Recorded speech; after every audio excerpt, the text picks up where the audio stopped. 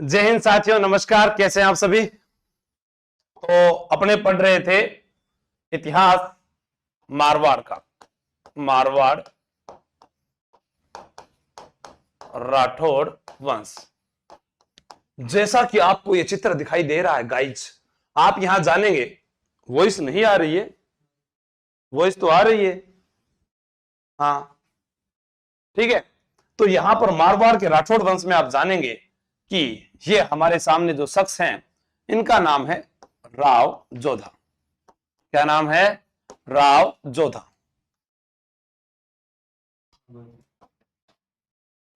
और 1438 ईस्वी से 89 ईस्वी तक राव जोधा जो है, इन्हें क्या कहा जाता है?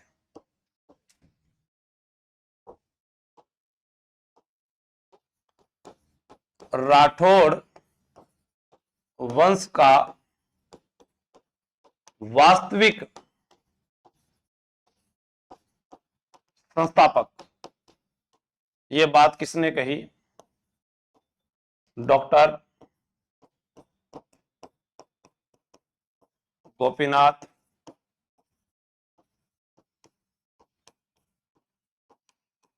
शर्मा ने।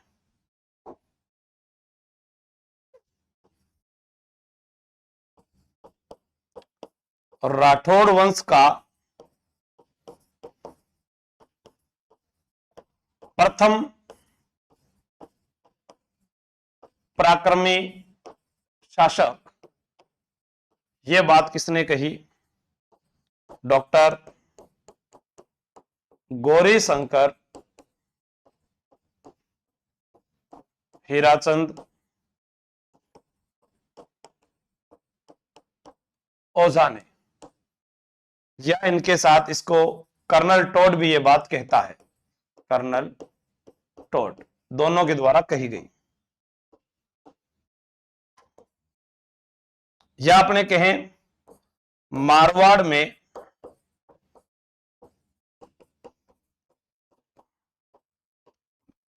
सामंत प्रथा का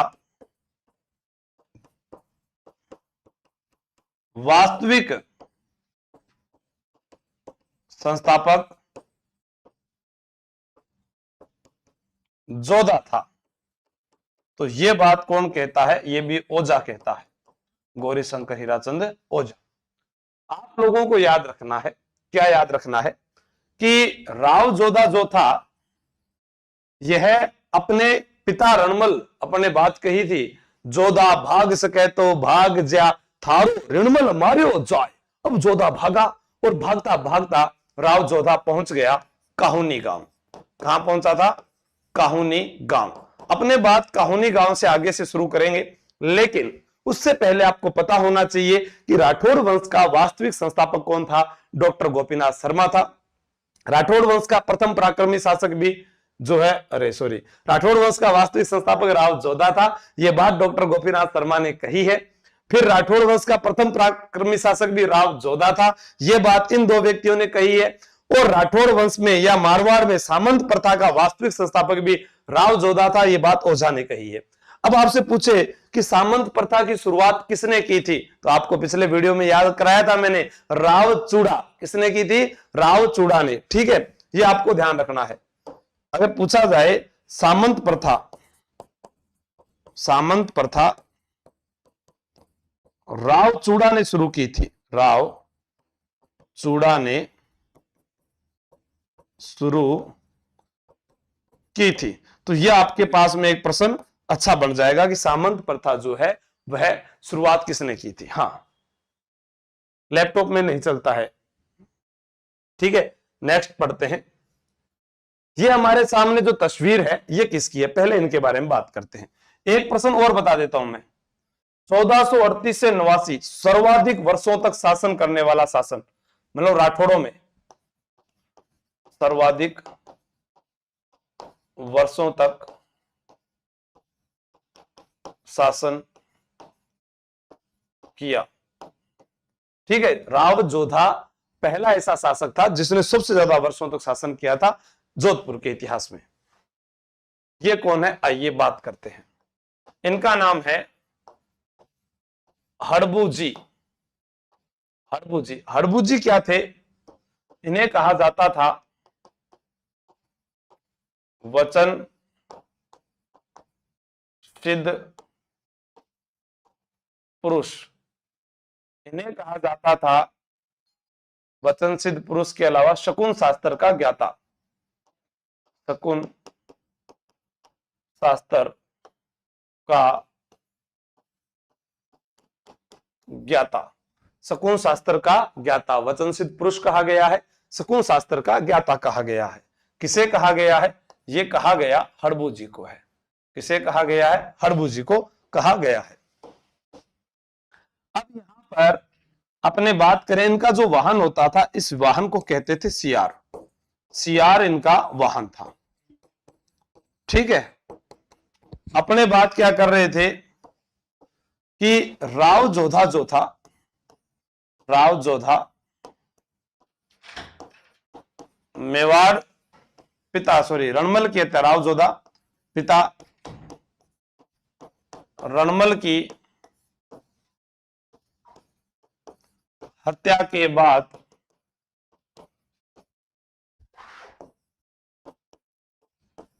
काहुनी गांव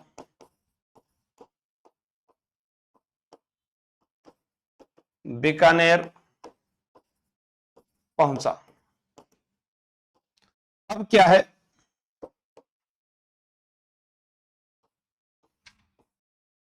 ये है मंडोर। क्या है? मंडोर। यहां पर बैठा है अक्का सिसोदिया। और कौन था? आहाड़ा हिंगोला। ठीक है। ये यहां पर दो जने बैठे हुए हैं। और इधर अपने बात करें, ये राव जोधा है। राव जोधा जब भी इस पर आक्रमण करे, क्या करे? मंडोर पर आक्रमण, तो ये बार बार हार जाता था। बार बार हार जाता था, जीत नहीं पाता था। तो एक दिन क्या हुआ कि राव जोधा जो है वह भूख प्यास से ग्रसित थे और एक बूढ़ी महिला के पास गए। दरवाजा खटखटाया, बूढ़ी महिला ने दरवाजा खोला और कहा कि बोलिए, मुझे भूख लगी है, खाना खिला दोगे आप? तो महिला ने कहा ठीक है, आओ खाइए। तो महिला ने उस दिन खिचड़ी बनाई थी। क्या बनाई थी? खिचड़ी। अब खिचड़ी जो थी वो जोधा को उसने एक प्लेट में परोस दी। जैसे मान लीजिए कि ये पूरी खिचड़ी से भरी हुई है। ठीक है। ये थाली के अंदर खिचड़ी डाल दिया। थाली भर कर लाई रे खिचड़ो। तो वो बूढ़ी महिला ने खिचड़ी पकड़ाई। अब राव जोधा ने जैसे ही खाने की कोशिश की, उसने बीच में हाथ डाल दिया, यहां से टुकड़ा उठाया। जैसे टुकड़ा उठाया तो उसके जोधा के हाथ जल गए। तो महिला क्या बोलती है, अरे मूर्ख है क्या, तू भी जोधा की तरह निकला, खाना भी नहीं खाना आता तुझे। राव जोधा ये बात सुनकर आश्चर्यचकित हुआ कि ये मेरे बारे में कैसे जानती है और ऐसा ये क्यों बोल रही है।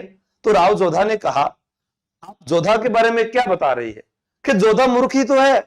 जब भी वो आक्रमण करता है वो डायरेक्ट मंडोर पर आक्रमण करता है। अरे कम से कम जब हमें खाना खा रहे हैं तो किनारे किनारे से पहले खाना चाहिए। तब उसे यह अक्ल आई कि मंडोर पर आक्रमण करने की बजाय अगर मैं उसके बाहरी क्षेत्र पर पहले आक्रमण करके विजय प्राप्त कर लूं तो अंदर वाला तो क्षेत्र अपना ही होगा। ये बात बताई उस बुढ़िया ने। उसके बाद में क्या करते हैं, राव जोधा जो है वह हड़बू जी जो वचन सिद्ध पुरुष और शकुन शास्त्र के ज्ञाता थे, इनके पास पहुंचे और हड़बू जी से राव जोधा ने आशीर्वाद लिया। तो मैं यहां से कह देता हूं कि हड़बू जी से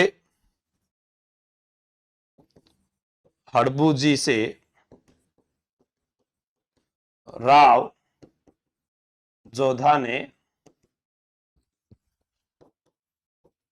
आशीर्वाद लिया। अब हड़बू जी से जब राव जोधा ने आशीर्वाद लिया तो यहां पर क्या होता है कि हड़बू जी जो है वह इनको एक कटार भेंट करते हैं। राव जोधा को क्या देते हैं? कटार। कटार दी। ठीक है। और इनको दी राई। क्या दी? राई। कटार दी और क्या दी? कि आप जहां जहां जाओगे वहां वहां इस राई को बिखेर देना है और वो सारा क्षेत्र तुम्हारा हो जाएगा। ये बात कह दी किसने? हड़बुजी ने। अब यहां से धरकुंचा धरमंजला राव जोधा जाता है और मंडोर के भारी भारी क्षेत्र पर वो राय बिखेरता है और वो सारा का सारा साम्राज्य वो जीत लेता है। 1453 ईस्वी में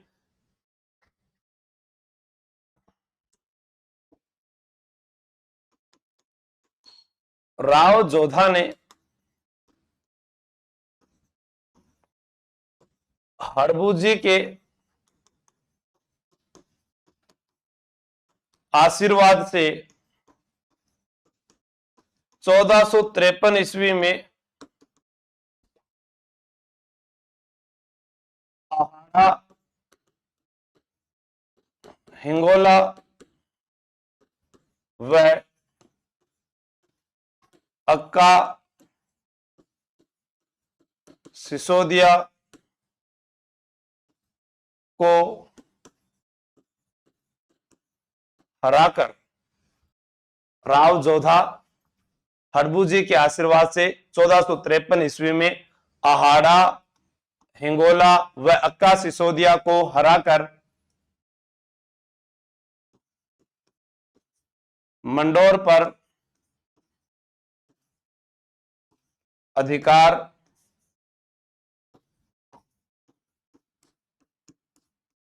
कर लेते हैं। मंडोर पर अधिकार कर लेते हैं। राव जोधा हड़बुजी के आशीर्वाद से 1453 ईस्वी में, कब? 1453 ईस्वी में आहाड़ा हिंगोला व अक्का सिसोदिया को हराकर मंडोर पर अधिकार कर लेते हैं। किस पर अधिकार कर लेते हैं? मंडोर पर अधिकार कर लेते हैं। यह आपको ध्यान में रखना है। हाँ हाँ, हड़बुजी 5 पीर वाले ही हैं देवकन्या जी, बिल्कुल ठीक है, ये ध्यान रखना आपको। अब अपने आगे बात करते हैं कार्य सिद्धि के उपरांत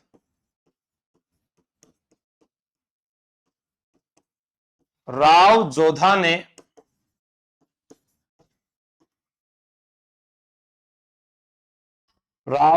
ने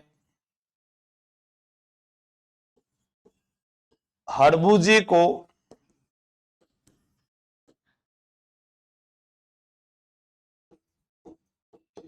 उपहार स्वरूप बेंगटी गांव जोधपुर दिया। अब क्या था, कुंभा जो था वह बार बार मंडोर पर अपना आधिपत्य रख रहा था और वह इनको परेशान कर रहा था। तो भाई आगे की स्लाइड में पढ़ते हैं।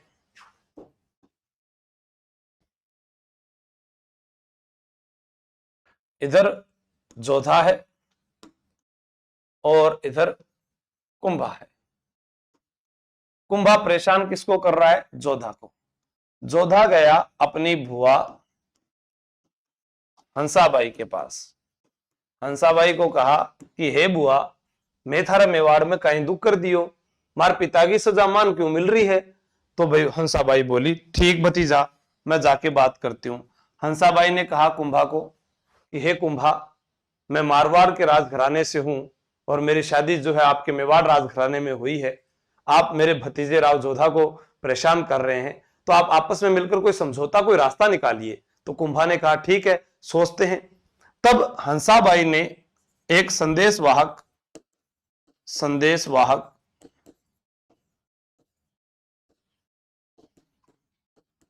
हांसिया चारण के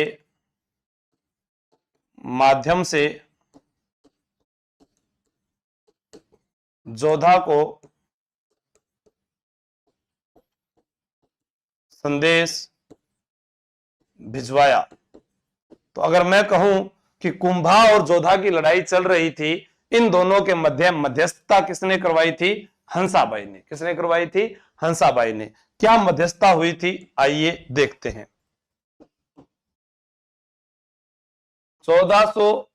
53 ईस्वी में आवड़ बावड़ की संधि हुई। इस संधि का केंद्र बिंदु सोजत पाली था। आवड़ बावड़ की संधि दो व्यक्तियों के मध्य हुई, एक तरफ मारवाड़ रियासत और एक तरफ मेवाड़ रियासत। आप देखेंगे मारवाड़ के राजा कौन है, राव जोधा हैं, और मेवाड़ के राजा राणा कुंभा है। कुंभा का एक पुत्र था, पुत्र रायमल, और राव जोधा के पुत्री थी श्रृंगारी देवी। हुआ क्या, श्रृंगारी देवी का रायमल से कर दिया विवाह, और श्रृंगारी देवी ने मेवाड़ में गोसुंडी बावड़ी बनवाई।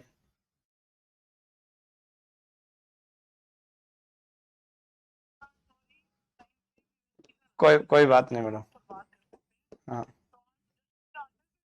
हाँ, आज तो वो वहां चले गए सारे ही, वहां चले गए तारानगर।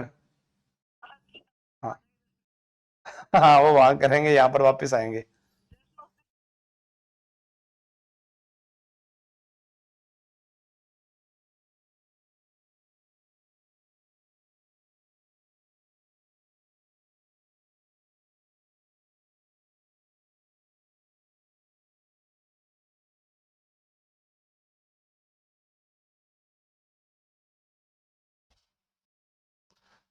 मेवाड़ में घोसुंडी बावड़ी का निर्माण करवाया।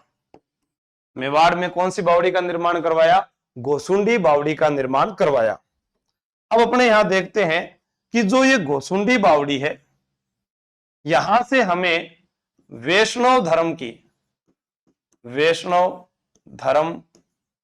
की जानकारी मिलती है, जानकारी, ठीक है, या वैष्णव को अपने भागवत भी बोल देते हैं, भागवत या वैष्णव धर्म की जानकारी मिलती है। ये बात तो उधर की उधर चली गई। आखिर आवड़ बावड़ की संधि हुई क्यों, क्या कारण था आवड़ बावड़ की संधि, पूछा जाए कब हुई, तो मैं आपको बताता हूं। कुंभा की लड़की ने रायमल को बोल दिया 143, क्या बोल दिया 143, और कुंभा ने बोल दिया जोधा को 143। आप 143 याद रखो, 1 और 4 5, ये लो भाई, ठीक है, 1 और 4 कितने होते हैं, 5 होते हैं, ये लो, ठीक है। 1453 ईस्वी, ये बात होगी राव जोधा और राणा कुंभा, ठीक है। हाँ, अब देखें बात क्या होती है आगे की। इधर ये इस प्रकार से मैंने एक बाउंड्री खींच दी, ये बाउंड्री है। इधर ये जो पेड़ है, ये पेड़ है आम के, आम यानी मेवाड़, और इधर जो पेड़ है, ये पेड़ है बबुल के, बबुल यानी मारवाड़, और ये है केंद्र बिंदु, इस केंद्र बिंदु का नाम है सोजत पाली, ठीक है। अब कहा गया भाई इसका केंद्र बिंदु ये, जिधर जिधर बबुल है वो कहलाएगा मारवाड़, जिधर जिधर आम है वो कहलाएगा मेवाड़, जिधर आम है वो मेवाड़ और जिधर बबुल है वो मारवाड़। तो आवड़ बावड़ संधि का मुख्य कारण क्या था, मारवाड़ और मेवाड़ की सीमा का निर्धारण करना, न कि दोनों की शादी करना। हाँ, कोई बात नहीं दयानंद सुंदा जी, मिलेंगे अपने। तो अपने यहां पर देखते हैं कि 1453 ईस्वी में कौन सी संधि हो रही है? आवड़ बावड़ की संधि। कौन सी संधि? आवड़ बावड़ की संधि। आवड़ बावड़ संधि का प्रमुख कारण क्या है? यहां लिखता हूं मैं, आवड़ बावड़ संधि का प्रमुख कारण मारवाड़ मेवाड़ की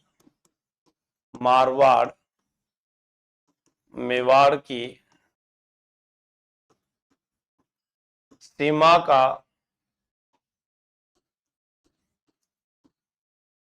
निर्धारण तय करना। मारवाड़ मेवाड़ की सीमा का निर्धारण तय करना। मारवाड़ मेवाड़ की सीमा का निर्धारण तय करना क्या था? आवड़ बावड़ की संधि का प्रमुख कारण था। समझ गए? इसी संधि के तहत नोट लगाकर लिखोगे, इसी संधि के तहत जोधा ने अपनी पुत्री श्रृंगारी देवी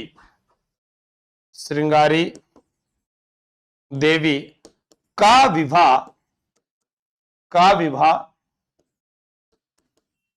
जोधा के पुत्र रायमल से कर दिया।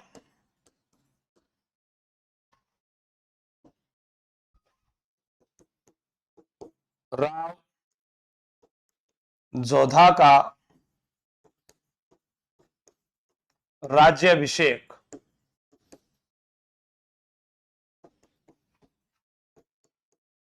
बगड़ी के सरदार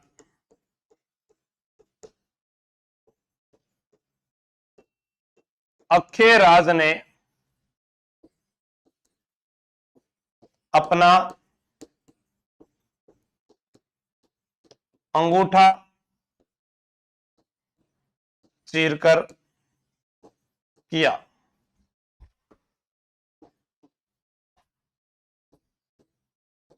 जोधपुर शासकों का राज तिलक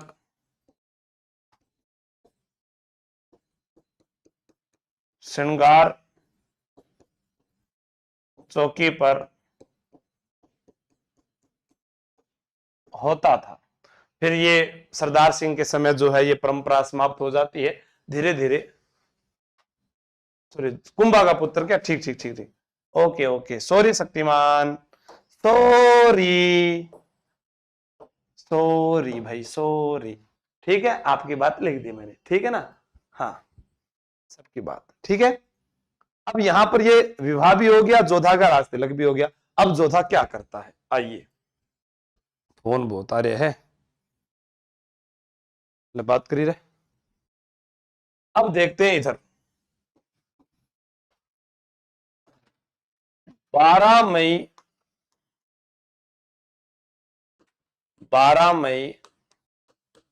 1459 ईस्वी को राव जोधा ने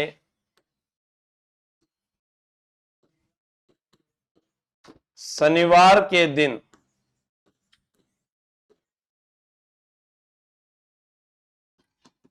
जोधपुर शहर बसाया तथा जोधपुर को राजधानी बनाया। अब आपसे जोधपुर शहर से क्या क्या प्रश्न पूछे जा सकते हैं? तो जोधपुर के संस्थापक कौन है? राव जोधा। जोधपुर जिसे नीला शहर कहते हैं, जोधपुर जिसे ब्लू सिटी कहते हैं, जोधपुर राजस्थान में मरुस्थल का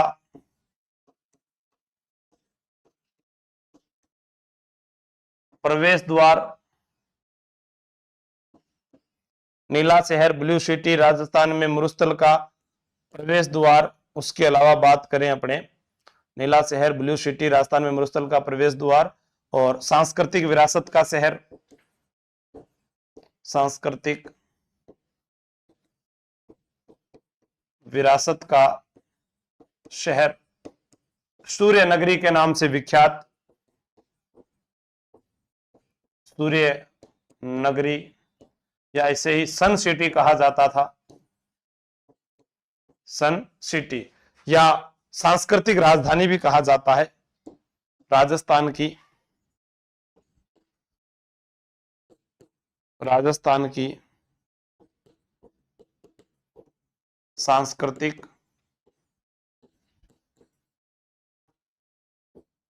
राजधानी, या इसे ही जोधपुर को जोधाना क्या कहते थे, जोधाना। ठीक है, जैसा आप चित्र में देख रहे हैं, यहां एक उगता हुआ सूर्य दिखाई दे रहा है आपको, तो इसे सन सिटी, उगता हुआ सूर्य सबसे पहले धौलपुर में दिखाई देता है, इसका नाम सन सिटी था। और जो ये आपको दुर्ग दिखाई दे रहा है, ये दुर्ग है मेहरानगढ़, और मेहरानगढ़ दुर्ग की ये तलहटी में सफेद संगमरमर से दिखाई दे रहा है, ये जसवंतथड़ा है। ये सब आगे की बातें हैं, लेकिन मेहरानगढ़ दुर्ग तो जोधा ने बनाया था, तो इसलिए वो तो पढ़ना ही पड़ेगा अपने को। ठीक है, सूर्य नगरी, सन सिटी कहा जाता है, नीला शहर कहा जाता है, ब्लू सिटी कहा जाता है, मरुस्थल का प्रवेश द्वार कहा जाता है, सांस्कृतिक राजधानी कहा जाता है। वो जिला कौन सा है, जोधपुर। ठीक है, इसको याद कैसे करेंगे, देखो, एक व्यक्ति दो पैरों से चला, एक व्यक्ति दो पैरों से चला, एक दो करते हुए, तो एक चार हो गया, एक चार को जोड़ा तो पांच हो गया, पांच चार को जोड़ा तो 9 हो गया। अरे 12 मई 1459 को किसकी स्थापना हुई है जी, 12 मई 1459 को शनिवार के दिन। जोधपुर कब घूमने जाएंगे अपने, शनिवार के दिन। मेरे साथ कब चलोगे जोधपुर, बताओ, कल शनिवार, शनिवार की रात जोधपुर के साथ। हाँ, आ रहा हूं मैं। ठीक है, तो आपको याद रहेगा शनिवार के दिन अपने कहां चलेंगे, जोधपुर। ठीक है, नेक्स्ट,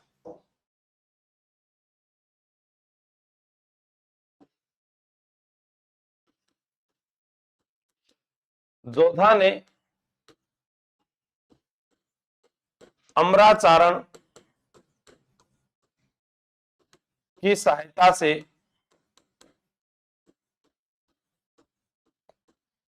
अपनी धर्म बहन करणी जी को जोधपुर बुलाया।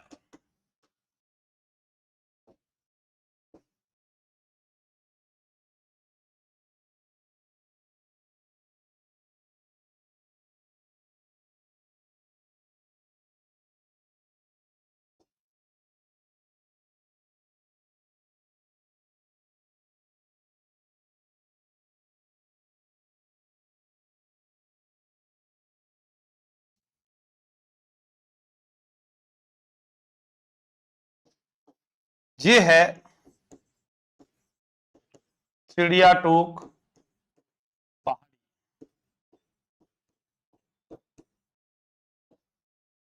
इस चिड़िया टूक पहाड़ी पर ये जो आपको दिखाई दे रहा है, ये है मेहरानगढ़ दुर्ग, मेहरानगढ़ दुर्ग। इस मेहरानगढ़ दुर्ग में आपको अगर ये दिखाई दे रहा है, ये, और दिखाई दे रहा है ये,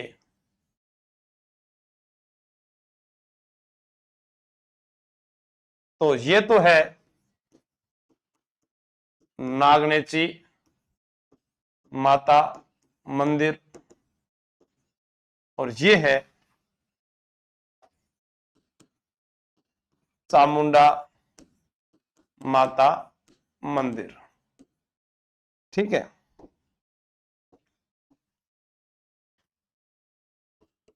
दुर्ग की नींव करणी माता के द्वारा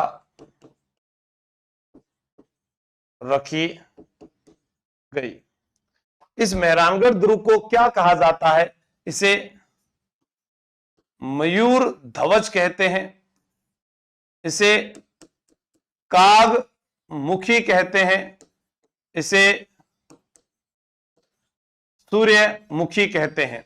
मयूर ध्वज, कागमुखी, सूर्यमुखी, मेहरानगढ़ दुर्ग, गढ़ चिंतामणि इसका प्रमुख नाम भी रहा है। क्या रहा है? गढ़ चिंतामणि, गढ़ चिंतामणि भी कहा जाता है। ठीक है, देखो जब जोधा ने कहा कि मुझे दुर्ग बनाना है, तो जो इनके सैनिक थे वो सबसे पहले ढूंढते ढूंढते पहुंच गए बालीनाथ की जो गुफा थी उस पहाड़ी पर, मसूरिया पहाड़ी जिसे बोलते हैं। कौन सी पहाड़ी पर गए? मसूरिया पहाड़ी पर। तब वहां पर देखा कि वहां पर तो बालीनाथ जी की गुफा है, रामदेव जी का मंदिर है, तो राव जोधा ने कहा हम यहां पर दुर्ग नहीं बनाएंगे। फिर सैनिकों को कहा तो वो ढूंढते ढूंढते पहुंचे चिड़िया टूक पहाड़ी पर। यहां पर कहते हैं कि चिड़ियानाथ जी नामक एक संत रहा करते थे, और उनको जो है कहा गया कि आप यहां से चले जाओ, हम यहां दुर्ग बनाएंगे। तब उन्होंने अभिशाप भी दिया था, और ये दुर्ग बनने में काफी मुश्किलात भी आई थी, लेकिन करनी माता के आशीर्वाद से इस दुर्ग का निर्माण हुआ। ठीक है, इस दुर्ग के अंदर प्रसिद्ध तोपें हैं, प्रसिद्ध तोपें जैसे शंभू बाण, धूड़धानी, कड़क बिजली, गजनी खां। ठीक है, ऐसी ये प्रसिद्ध तोपें रही हैं। और इसकी नींव में राजा राम कड़ेला नामक व्यक्ति को जिंदा चुनवाया गया था, वो अलग बात है। चामुंडा माता मंदिर में एक बार भगदड़ मची थी नवरात्रों के अवसर पर, तो यहां पर कुछ लोग मारे गए। तो 30 सितंबर 2008 को जसराज चोपड़ा कमेटी का गठन किया गया। ये अपने दुर्ग के अंदर इसके बारे में पूर्ण जानकारी लेंगे। ठीक है, आगे बात करते हैं।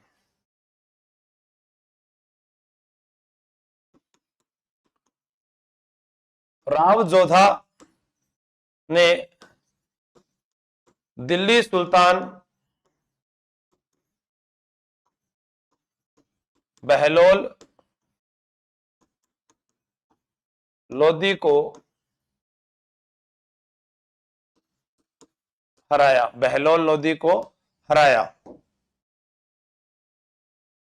राव जोधा ने दिल्ली सुल्तान बहलोल लोधी को हराया। जोधा की पत्नी जसमादे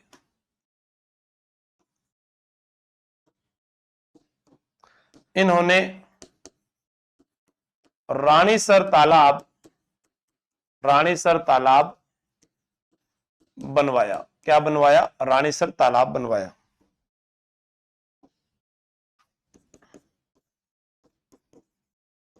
जोधा ने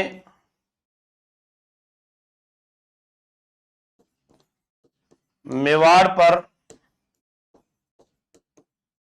आक्रमण किया और पदम सेठ को उठा लाए। पदम सेठ ने जोधा को अत्यधिक धन दिया।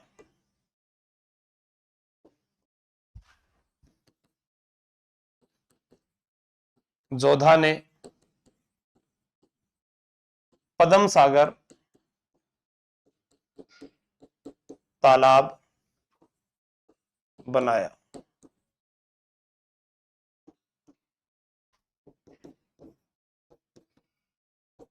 जोधा ने राव सातल को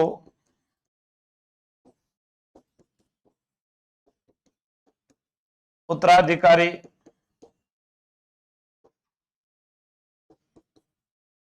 घोषित किया और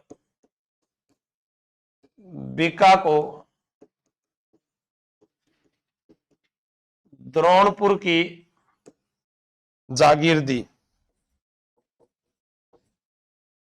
तो एक बार आप इसको नोट कर लीजिएगा शुरू से। फिर मैं आपको बताता हूं, लिखना स्टार्ट कीजिए यहां से।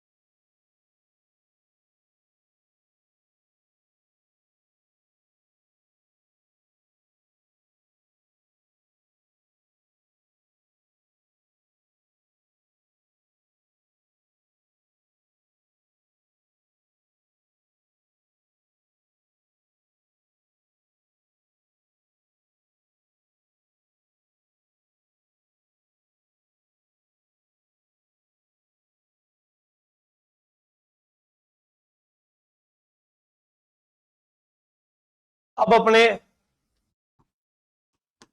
जोधा के सहयोगी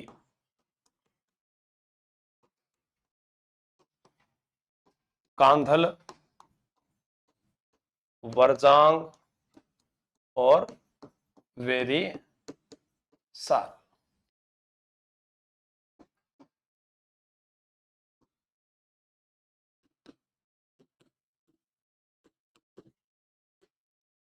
जोधा की जोधा को कुंभा के पुत्र उदा ने कुंभा के पुत्र उदा ने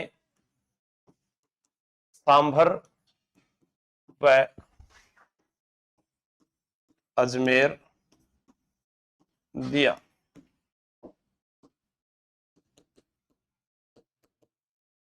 जोधा की मृत्यु 1489 ईस्वी। अब यहां पर उत्तराधिकारी शासक सातर को घोषित कर दिया जाता है। बीका को द्रोणपुर की जागीर दी जाती है। बीका नाराज हो जाता है, वह अपने चाचा को लेकर बीकानेर आ जाता है। इसी कहानी को जानने के लिए बने रहें कल के एपिसोड में। धन्यवाद। जय हिंद, जय भारत।